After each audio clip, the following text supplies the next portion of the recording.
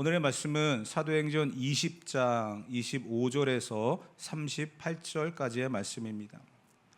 사도행전 20장 25절에서 38절까지의 말씀 다 같이 한 목소리로 읽겠습니다.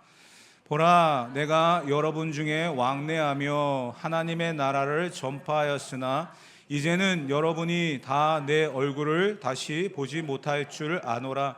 그러므로 오늘 여러분에게 증언하거니와 모든 사람의 피에 대하여 내가 깨끗하니 이는 내가 꺼리지 않고 하나님의 뜻을 다 여러분에게 전하였음이라. 여러분은 자기를 위하여 또는 온 양떼를 위하여 삼가라. 성령이 그들 가운데 여러분을 감독자로 삼고 하나님이 자기 피로 사신 교회를 보살피게 하셨느니라. 내가 떠난 후에 사나운 이리가 여러분에게 들어와서 그 양떼를 아끼지 아니하며 또한 여러분 중에서도 제자들을 끌어 자기를 따르게 하려고 어그러진 말을 하는 사람들이 일어날 줄을 내가 아노라. 그러므로 여러분이 일깨어 내가 3년이나 밤낮 쉬지 않고 눈물로 각 사람을 훈계하던 것을 기억하라. 지금 내가 여러분을 주와 및 그 은혜의 말씀에 부탁하노니 그 말씀이 여러분을 능히 단든히 세우라. 거룩하게 하심을 입은 모든 자 가운데 기업이 있게 하시리라. 내가 아무의 은이나 금이나 의복을 탐하지 아니하였고 여러분이 아는 바와 같이 이 손으로 나와 내 동행들이 쓰는 것을 충당하여 범사에 여러분에게 모본을 보여준 바와 같이 수고하여 약한 사람들을 돕고 또 주 예수께서 친히 말씀하신 바 주는 것이 받는 것보다 복이 있다 하심을 기억하여야 할지니라. 이 말을 한 후 무릎을 꿇고 그 모든 사람들과 함께 기도하니 다 크게 울며 바울의 목을 안고 입을 맞추고 다시 그 얼굴을 보지 못하리라 한 말로 말미암아 더욱 근심하고 배에까지 그를 전송하니라. 아멘. 인생을 살아가면서 가장 아프고 가슴 아픈 그러한 슬픔은 이별일 겁니다. 근데 그 이별이 다시는 볼 수 없다라고 하는 그러한 이별이라면 더 상심이 크겠죠. 오늘 본문은 바울이 3차 선교 여행을 마무리하면서 에베소 교회 장로들에게 나의 삶이 이러했고 당신들은 이 모습을 에베소 교회 성도들에게 전달하고 그리고 나는 이제 하나님의 인도하심을 따라 예루살렘으로 갑니다라는 그러한 여정입니다. 바울을 만나기 위해서 물론 바울이 에베소를 들러서 올 수도 있었지만 바울은 그 길을 지나쳐왔죠. 피해왔습니다. 그리고서는 에베소에 있는 장로들을 불러가지고 그들에게 남긴 말이거든요. 사흘길을 걸어서 에베소의 장로들은 밀레도에 있는 바울을 만나기 위해서 도착을 했습니다. 그런데 도착하자마자 바울이 하는 이야기는 충격적이었습니다. 25절을 다 같이 한번 읽어보도록 합시다. 보라, 내가 여러분 중에 왕래하며 하나님의 나라를 전파하였으나 이제는 여러분이 다 내 얼굴을 다시 보지 못할 줄 아노라. 뭔가 그래도 기대를 하고 다시 만난다라고 하는 기쁨과 희망을 가지고 사흘 길을 걸어서 밀레도에 왔는데 바울이 꺼낸 첫 마디는 이제는 여러분이 다 내 얼굴을 다시 보지 못할 것이다. 이런 이야기를 합니다. 무슨 뜻이지? 왜 저런 말을 하지? 물론 그렇게 아무 생각 없이 이것을 온 것은 절대 아닙니다. 왜냐하면 바울은 계속해서 하나님께서 나를 성령에 매어 예루살렘까지 인도하실 것이고 그곳에서 나는 순교할 것이다. 최후를 맞이할 것이다. 이 부분에 대해서 어느 정도는 이야기를 계속 했었거든요. 그렇기 때문에 에베소 교회 장로들은 일단 바울을 만난다, 오랜만에 만난다라고 하는 그런 기대감으로 이것에 왔지만 전에는 들었던 이야기지만 다시 그 이야기를 들으면서 충격에 빠졌을 거고요. 그 충격은 정말 헤아릴 수 없는 그런 충격이었을 것입니다. 그런데 그 충격을 받은 그 에베소 장로들에게 바울은 오늘 세 가지를 이야기를 하고 있어요. 그러면서 그들에게 이렇게 전달하라. 나의 삶에 대해서 또 교회에 대해서 이렇게 전달하고 교회를 든든히 세워야 된다. 이렇게 부탁을 하고 있습니다. 마지막 유언과도 같은 그런 메시지입니다. 26절과 27절에 보게 되어지면 바울은 자기의 삶에 대해서 이렇게 이야기했습니다. 다 같이 한번 읽어봅시다. 그러므로 오늘 여러분에게 증언하거니와 모든 사람의 피에 대하여 내가 깨끗하니 이는 내가 꺼리지 않고 하나님의 뜻을 다 여러분들에게 전하였음이라. 아멘. 이 말은 바울이 에베소라고 하는 지역에서 교회를 세우고 3년 동안 말씀을 전하면서 교회를 세우고 했던 그러한 내용들 뿐만 아니라 자기의 지금까지 다메섹에서 예수님을 만나고 난 이후에 복음의 증거자 또 예수님의 종으로서 그 사역을 감당했던 모든 것들을 이 한 구절에 다 포함을 하고 있습니다. 뭐냐면 모든 사람의 피에 대하여 내가 깨끗하다라는 거예요. 모든 사람의 피에 대해서 내가 깨끗하다. 그 이유가 26절에 하나님의 뜻을 다 여러분들에게 전하였기 때문이다. 이렇게 이야기하거든요. 모든 사람의 피에 대해서 내가 깨끗하다. 하나님의 뜻을 여러분들에게 전하였기 때문이다. 라고 하는 이 내용을 우리는 어떻게 해석하고 접근해야 될까요? 이 말은 에스겔 3장에 보게 되어지면 파수꾼에 대한 이야기가 등장합니다. 하나님이 파수꾼을 세워야 된다. 그 성을 지키는 파수꾼. 그 사람의 나팔 소리로 인해서 적들이 쳐들어오는지 안 들어오는지 그걸 알 수 있거든요.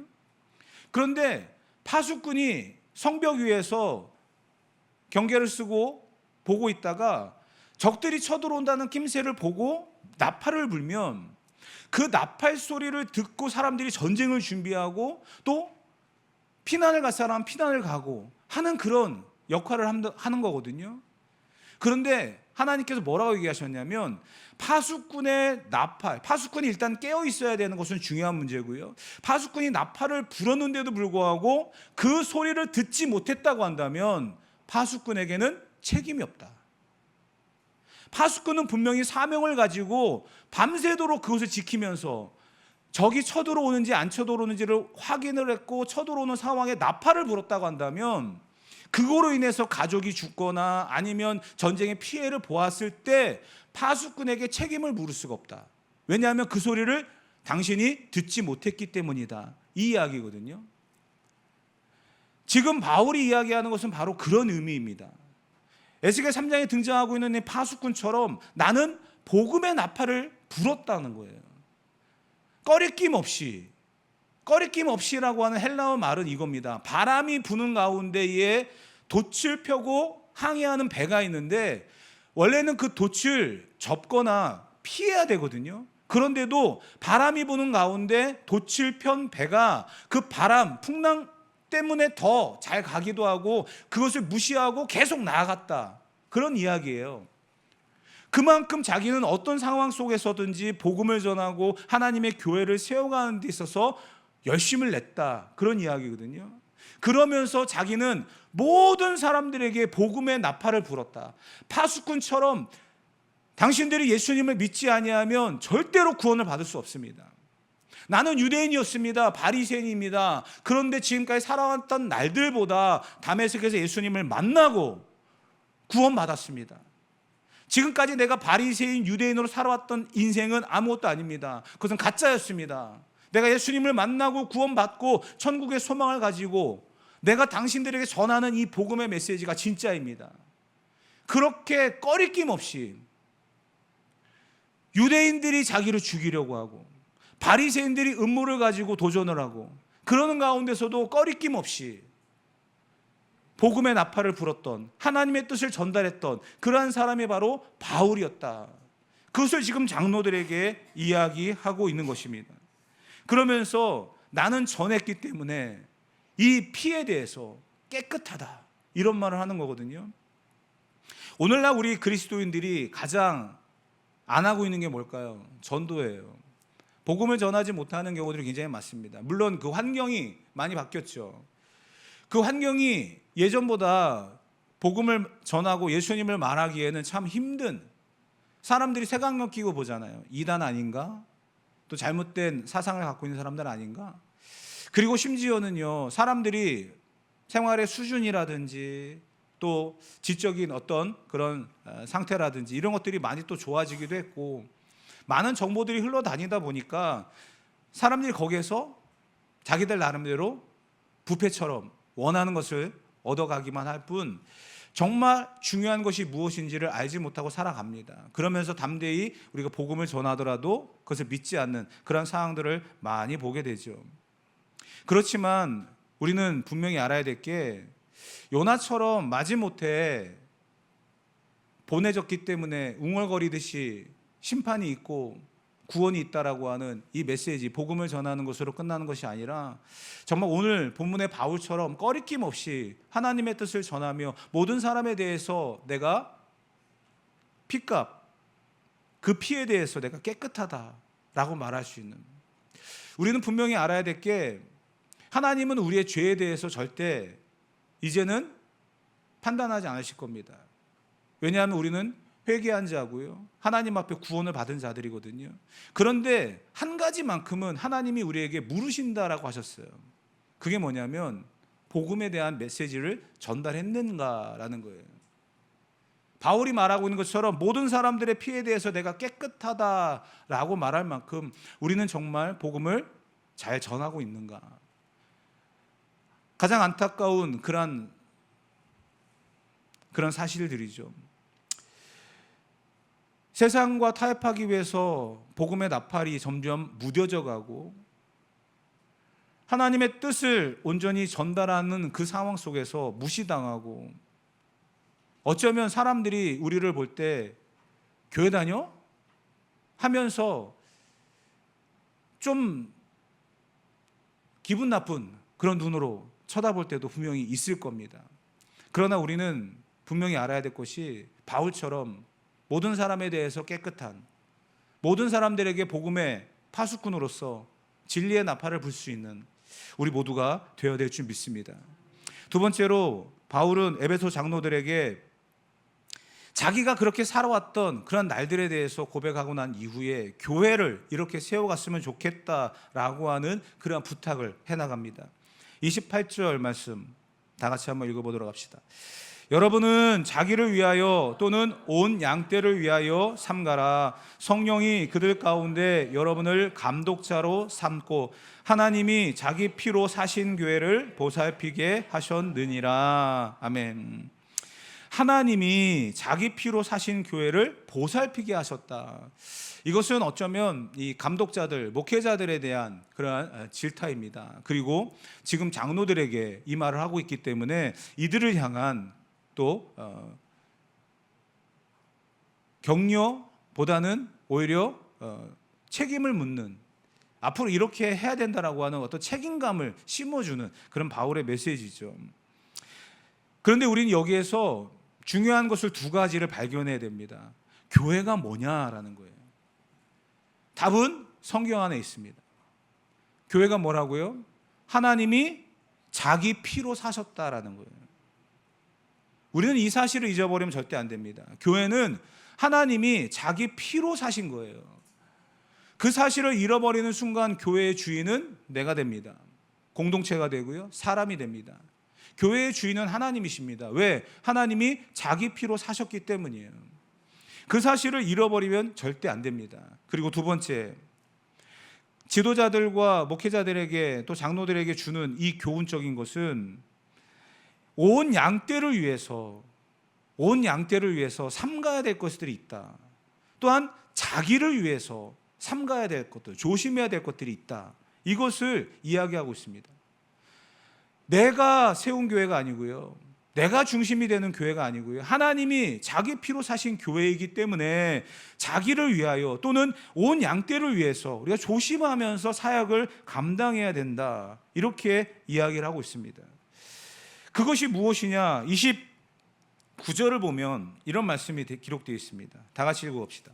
내가 떠난 후에 사나운 이리가 여러분들에게 들어와서 그 양떼를 아끼지 아니하며. 지금 바울이 떠나는 거 확정되었습니다. 그리고 난 이후에 교회 안에 적그리스도, 이단들, 또 새로운 이론과 또 자기 생각을 가지고 덤벼드는 그러한 수많은 사람들이 있다는 거예요. 아직 교회라고 하는 체계가 또 교회 안에서 가르쳐야 될 그러한 것들이 잘 갖춰지지 않는 그런 상황들이었거든요. 그렇기 때문에 바울은 더 염려가 됐고 걱정이 되는 그런 상황이었습니다. 그래서 지도자들, 그들에게 하나님이 피로 사신 교회, 그 교회를 온전하게 세워가기 위해서 자기를 위하여 온 양떼를 위해서 조심해야 될 것들이 있는데, 그 안에 사나운 이리가 들어와서 온 양떼를 흩어버릴 것이다. 그 양떼를 아끼지 아니할 것이다. 사나운 이리가 뭡니까? 이거 비유적인 것이지만 거짓 선지자들, 적그리스도들, 이단들 교회 안에 들어와서 얼마나 많이 어지럽히고 있습니까? 우리는 그런데 이러한 부분들은 잘 어느 정도 적응을 하고 이해를 하고 받아들이기도 합니다. 그런데 또 하나 우리가 세심하게 들여다봐야 될 것은 우리의 경험을 주의해야 됩니다. 30년, 40년 모태신앙을 가지고 살아왔던 지난날의 모든 시간들의 경험이 교회가 될 수도 있어요. 그게 전부이기 때문에요. 그게 맞을까요, 과연? 틀릴 수도 있다는 것을 분명히 알아야 됩니다. 분명한 것은 내가 지금까지 교회 안에서 신앙생활해 왔던 모든 것들이 다 정답, 그것이 기준 되어서는 절대 안 됩니다. 우리의 기준은 말씀에는 없습니다.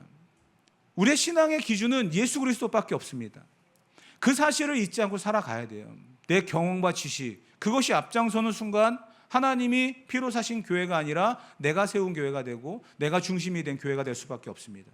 그 사실을 우리가 잊지 않고 분명히 살아가야 됩니다. 적그리스도나 이단들도 조심해야 되지만 내 안에 이러한 경험과 지식들, 그러한 것들이 우선이 되어서는 안 된다는 것, 그것을 우리는 분명히 알아야만 할 것입니다. 이 치열한 영적인 경쟁, 그러한 상황 속에서 바울이 던진 또 하나의 해답이 있습니다. 31절 다 같이 한번 읽어보도록 합시다. 그러므로 여러분이 일깨어 내가 3년이나 밤낮 쉬지 않고 눈물로 각 사람을 훈계하던 것을 기억하라. 아멘. 여기서 바울은 3년이나 일깨웠다라고 하는 것은 자지 않고 한순간도 방심하지 않고 그 일을 감당했다. 마치 파수꾼처럼 그렇게 하는 가운데 바울은 행동이 드러났어요. 눈물로써 훈계했다. 여러분, 눈물의 훈계는 어떤 의미일까요? 간절함이에요. 진실함이에요. 그 눈물의 훈계로 바울은 에베소 교회 성도들을 가르치고 양육했다는 거예요. 그럼에도 불구하고 그 교회 안에 적그리스도들, 이단들, 자기의 경험과 지식이 등장해서 결국 교회를 무너뜨리기도 하고 힘들게 하는 것들을 얼마나 많이 봅니까? 사랑하는 성도 여러분, 오늘 우리는 교회를 지키는 힘은 세속적인 권력이 아니고요, 강압과 정죄의 채찍도 아닙니다. 죽어간 영혼들을 살리기 위하여 밤낮 눈물을 쏟고 기도하는 하나님의 일꾼들 때문입니다. 그들을 통해 하나님의 교회를 더욱더 견고하게 세워주시고 그 영향이 오늘도 우리의 교회를 무너지지 않고 든든하게 세우는 버팀목이 될 줄 믿습니다. 저와 여러분들은 눈물의 훈계로 서로 사랑하고 끌어안으며 용서하며 화해하고 세워가는 그러한 역사들이 있어야 됩니다. 그것이 진정한 교회를 건강하게 세워가는 은혜의 터임을 우리는 분명히 잊지 않고 살아가야 될 줄 믿습니다. 마지막으로 이러한 교회, 그러면서 바울이 이 장로들에게 마지막처럼 부탁하고 있는 그런 메시지가 있습니다. 그것은 두 가지예요. 첫 번째 32절 다 같이 한번 읽어봅시다. 지금 내가 여러분들을 주와 및 그 은혜의 말씀에 부탁하오니 그 말씀이 여러분을 능히 든든히 세우사 거룩하게 하심을 입은 모든 자 가운데 기업이 있게 하시리라. 아멘. 지금 바울은 에베소 교회 장로들에게 교회를 부탁하고 있습니다. 그런데 그 교회를 부탁하면서 무엇으로? 은혜의 말씀으로. 은혜의 말씀이 기초가 되고 터가 되지 아니하면 교회는 무너집니다. 여러분, 은혜 받는 통로는요, 말씀 기도예요. 찬송입니다. 그런데 이것이 다른 것으로 전달되어지고 또 다른 것으로 채워질 때가 많이 있습니다. 저도 청년 사역을 굉장히 오래 했고 또 여러 그 대형 집회들의 강사로 서기도 하고 했지만 이런 이제 수련회를 끝나고 나면 참 그 지난 날에 대한 그런 생각도 많이 들고 해서 마음을 좀 정돈하는데 시간이 좀 걸리기도 해요. 왜냐하면 우리에겐 다 라떼가 있잖아요. 옛날에는 말이야, 그때는 말이야 하면서 그 옛날에 왕년에 젊었을 때에 뭐 이런 것들이 사실 우리들을 조금 힘들게 할 때가 많이 있거든요. 근데 요번에 이제 그 강사들의 설교를 듣고 참 잘한다. 뭐 그 중에는 이제 제 신대원 동기도 있고 친구도 있지만 그 후배들이 지금 많이 성장을 해서 청년 사역에 참 그렇게 많이 쓰임 받는 모습을 보고 참 감사하게 생각하고 있습니다. 그런데 한편으로 또 안타까운 모습이 있었어요. 그 상황 속에 1시간이 넘는 시간 동안 말씀을 전하고 그러면서 그 1,800명이 모여있는 학생들, 청년들, 또 그리고 교사들, 그들에게 비전과 방향을 제시해주는 그런 시간이 돼야 되는데 뭐가 남았나, 뭐가 기억이 되느냐라고 제가 이제 물어봤거든요. 그랬더니 무슨 말씀했는지 잘 기억이 안 나요. 그냥 어느 목사님은 울렸던 것 같고요. 어느 목사님은 많이 웃겼던 것 같아요. 말씀이 기억이 나는 게 아니라 그분이 나를 울렸던 거, 그분이 나를 웃겼던 거, 이것만 기억이 나는 거예요. 여러분들은 잘 모르시겠지만 우리 수련회 갔다 온 청년들이나 학생들은요, 두 가지 단어가 아마, 물론 여러 많은 단어들이 있지만 두 가지 단어를 제가 좀 한번 생각해서 끄집어 봤어요. 첫 번째, 크루아상. 어느 목사님이 딸이 간이식을 해야 되는 그런 상황에 간이식 받고 다 이제 퇴원하는 그런 상황 속에 의사가 이제 퇴원하기 전에 먹고 싶은 거 있으면 먹게 해라 그랬더니 전화했더니 그 딸이 아빠 나 크루아상 먹고 싶어 해가지고 부산에 있는 목사님이 KTX 타고 와가지고 신촌에서 크루아상 사가지고 줬다는 이야기예요. 굉장히 빨리 얘기했어요. 근데 그 이야기를 듣고 모든 사람들이 다 울었어요. 아빠가 그렇게 열심히 해서 했다. 여러분들은 그게 이제 전달이 잘 안 될 거예요. 그 감정이. 그런데 또 어느 목사님은 웃긴 얘기 정말 많이 했어요. 1시간 넘게. 그런데 그 이야기 속에서 남았을 때 기억나세요? 네. 이 이야기가 뭐냐면 옛날에는 수련회 하면 카레가 많았잖아요. 카레가 뭔지는 아시죠? 네. 저도 마찬가지였어요. 가는 데마다 카레 아니면 짜장. 그게 기본이었고요. 간식은 감자 옥수수. 수련회가 다 그랬거든요. 그런데 저도 이제 강사하면서 여기저기 집회를 다니다 보면은 저는 처음이잖아요, 거기. 근데 그분들은 그날의 메뉴가 카레인 거예요.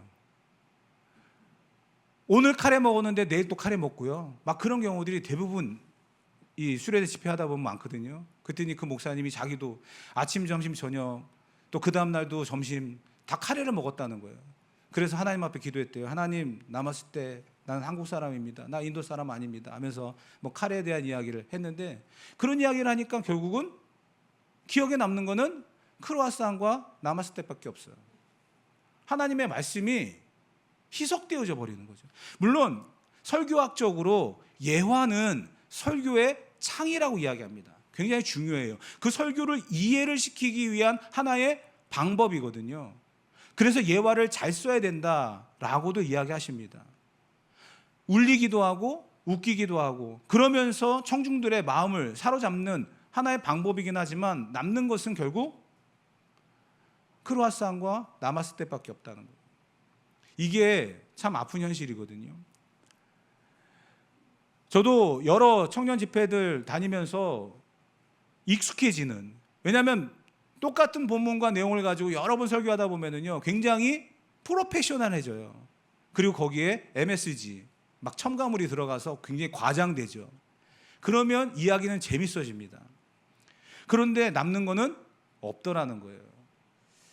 그런 어떤 현실적인 문제를 많이 고민도 했었고, 그러면서 담임이 되어져 가지고 목회를 하면서 이곳에서 똑같은 말씀보다는 예화보다는 하나님의 말씀에 주시는 그 핵심적인 메시지를 전달해 보려고 노력을 하고 있는데, 그런데 참 쉽지가 않을 때가 많죠. 여러분, 우리는 분명히 알아야 될 게 웃긴 이야기, 감동적인 눈물 흘리는 이야기, 그것이 중요한 게 아니라 나를 살리는 하나님의 말씀이 중요합니다. 그것이 바로 바울이 에베소 교회 장로들에게 부탁을 하는 거예요. 이제 슬픈 일도 있을 거예요. 뭡니까? 바울이 순교한다는 거거든요. 그 슬픔의 이야기를 뒤로 하고 에베소 장로들에게 부탁하는 바울의 메시지는 하나님의 말씀을 기억하라는 거예요. 말씀을 기억해야지 바울이 그렇게 열심히 복음을 전하다가 결국은 순교했대. 무슨 죄를 지었대? 순교 그렇게 바울은 목이 베어서 죽었거든요. 그런데 그렇게 죽음을 맞이했다? 바울은 중죄를 지었나 봐.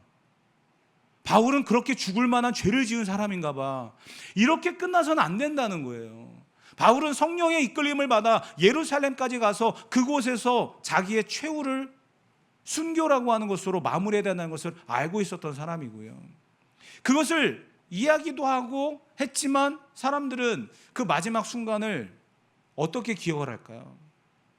그래서 바울은 에베소 장로들에게 이야기하는 거예요. 나의 마지막을 그렇게 평가하고 이야기하면서 끝나지 말고 내가 3년 동안 눈물로 훈계하면서 가르쳤던 그 말씀을 기억하라. 그 말씀대로 살아가는 것이 중요하다. 그것이 바울이 에베소 교회를 향한 부탁의 말씀이라는 거예요. 여러분, 오직 말씀에는 없습니다. 말씀을 말씀으로 풀어가야 되고요. 그 말씀이 우리 가운데 기초가 되지 않으면요, 우리는 흔들릴 수밖에 없다는 사실. 그것을 우리는 분명히 알아야만 할 줄 믿습니다. 두 번째, 바울이 에베소 장로들에게 부탁하는 메시지는요, 33절부터 35절까지의 말씀입니다. 다 같이 한번 읽어봅시다. 내가 아무의 은이나 금이나 의복을 탐하지 아니하였고 여러분이 아는 바와 같이 이 손으로 나와 내 동행들이 쓰는 것을 충당하여 범사에 여러분에게 모본을 보여준 바와 같이 수고하여 약한 사람을 돕고, 이게 상반절까지의 말씀이고요. 그는 아무 은이나 금이나 의복을 탐하지 않고 자신의 손으로 자비량 선교하면서 복음을 전했던 그런 사람입니다. 그러면서 자기는 약한 사람을 도왔다. 약한 사람을 도왔다. 이렇게도 이야기하고 있습니다.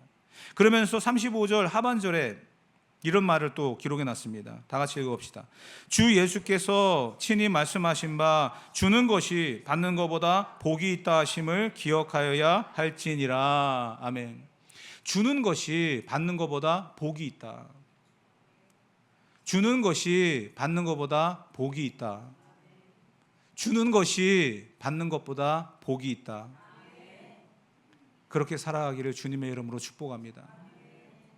수련회 첫날에 우리 학생들 밥을 사주는데 이렇게 맛있는 밥 먹고 가도 되냐? 목사님 지갑이 그렇게 풍족하지 않은 거 아는데 이런 거 우리가 먹어도 되냐? 막 그러더라고요. 그래서 제가 업계의 비밀을 하나 알려줬습니다. 내 지갑은 한 번도 마른 적이 없고 내 지갑을 채워주시는 분들이 주변에 많다. 애들은 이해를 못하죠. 마지막 날 어제 오면서 점심을 뷔페에 갔습니다. 37,000원짜리 뷔페였습니다. 가격을 안 놀라시네요.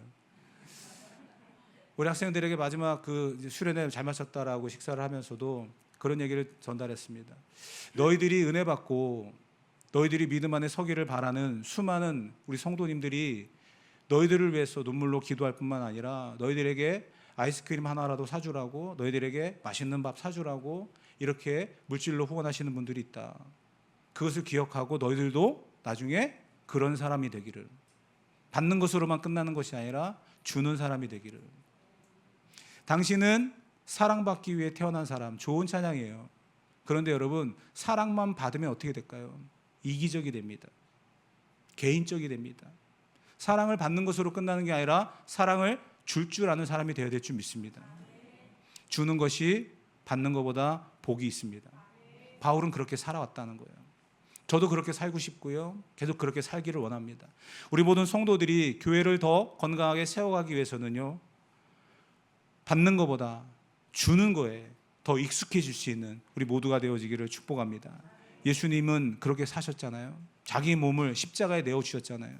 그거보다 더 큰 게 어디 있겠습니까? 그 은혜를 알고 그 구원을 아는 우리라고 한다면 받는 것보다 주는 것을 더 익숙하게 여기고 그것이 내 사명이라 생각하고 살아갈 수 있는 우리 모두가 되어야 될 줄 믿습니다.